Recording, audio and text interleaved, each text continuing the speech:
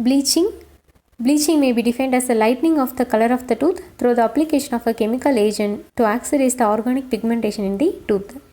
So here the important point is we are going to apply the chemical agent. That chemical agent is accelerates the organic pigmentation in the tooth. That's why it produces the decolorizing the stain. So lightening of the tooth color. So the goal of the bleaching procedure is restoration of the normal color to your tooth by decolorizing the stain with a powerful oxidizing agent, that is bleaching agent. So the most commonly used bleaching agent in dentistry are hydrogen peroxide, sodium perborate, carbamide peroxide, over the counter agents, that is OTC agents. These are the bleaching agents used in dentistry. Let's see one by one. So first one is hydrogen peroxide. So the hydrogen peroxide used in dentistry as a whitening agent. So its concentration range from 5 and 35%, and peroxides can be classified into organic and inorganic.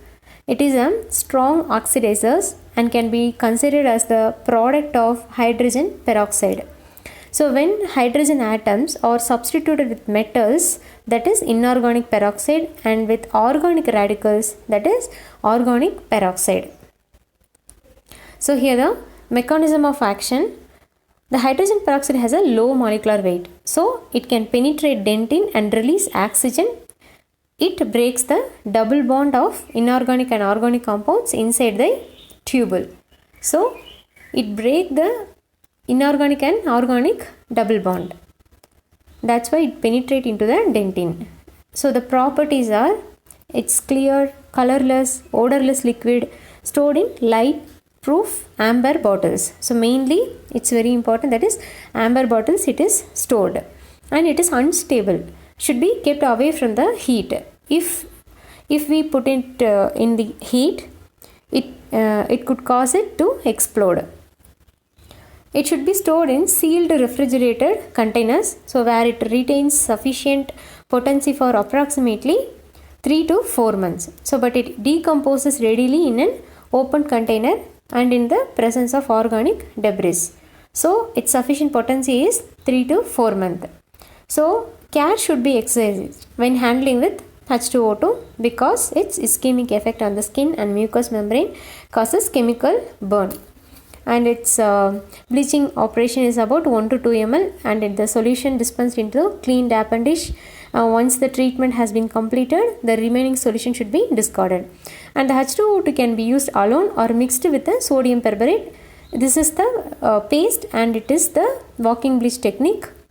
And H2O2 concentration ranging from 3 to 7.5% are used for home bleach. And next, moving on to sodium perborate. So it is a stable white powder normally supplied in a granular form.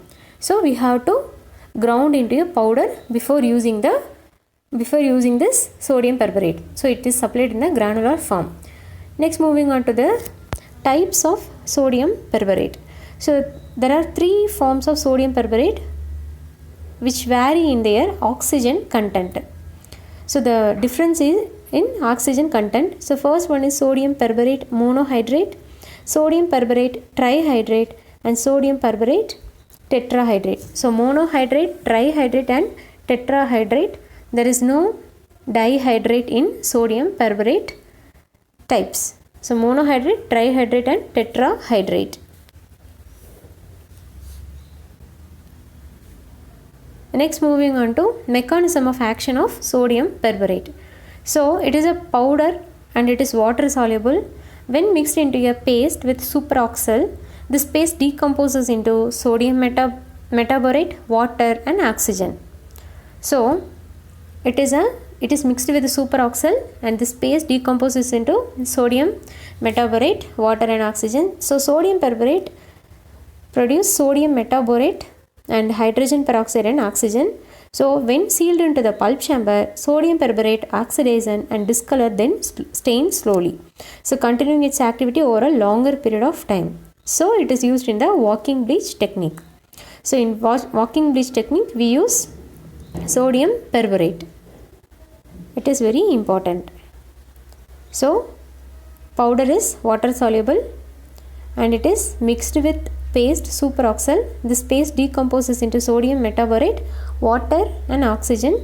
Sodium perborate produce sodium metaborate and hydrogen peroxide and oxygen.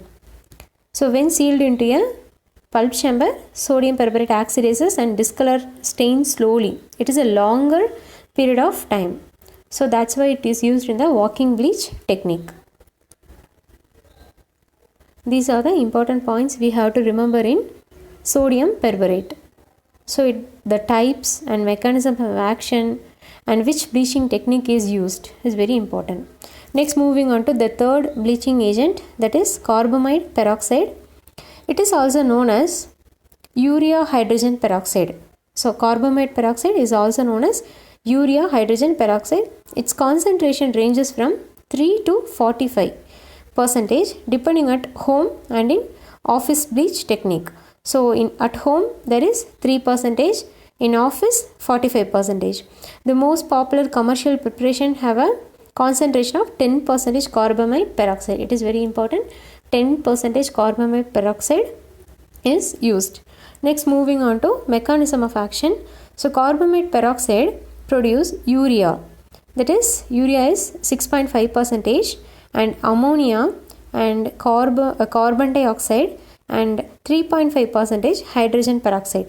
So carbamide peroxide produce urea, that is 6.5%, ammonia, carbon dioxide and 3.5% hydrogen peroxide. So the additives in gel preparation include, what are the additives? So we have to add glycerin or propylene glycol and sodium stannate, phosphoric or citric acid and flavoring agent. These are the additives in gel preparation, and mainly nowadays we add carbapol. It is a water soluble polyacrylic acid polymer, so it is added as a thickening agent. So this carbapol prolongs the release of active peroxide and improves the shelf life. It is very important, improve the shelf life is carbapol. And next, moving on to over the counter bleaching agents, that is tray systems, trayless systems, chewing gums, toothpaste, bleaching strips, paint on products. These are the over the counter, that is OTC bleaching agents. So these products primarily work by removing extrinsic surface stain only. Mostly it does not penetrate into the dentin, so it is removing the extrinsic surface only. These are the over the counter bleaching agent. Tray system, trayless system, chewing gums, toothpaste, bleaching strips and paint on products. These are about bleaching agent: hydrogen peroxide, sodium perborate, carbamide peroxide and over the counter bleaching agents. Next, moving on to the question session. So first question is, superoxide is option A 30% hydrogen peroxide, option B combination of hydrogen peroxide and sodium perborate, option C combination of hydrochloride and hydrogen peroxide, option D none of the above. So here the answer is option A 30% hydrogen peroxide. So superoxide is 30% hydrogen peroxide.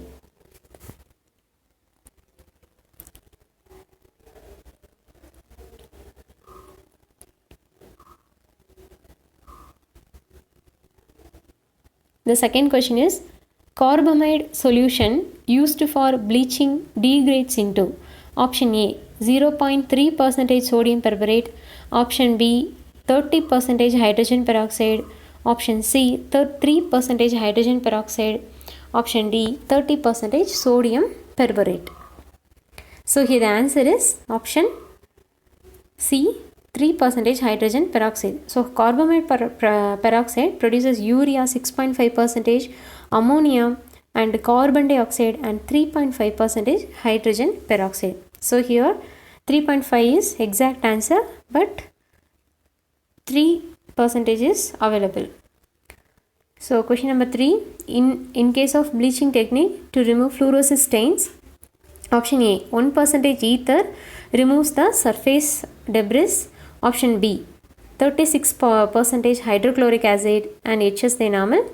So here the answer is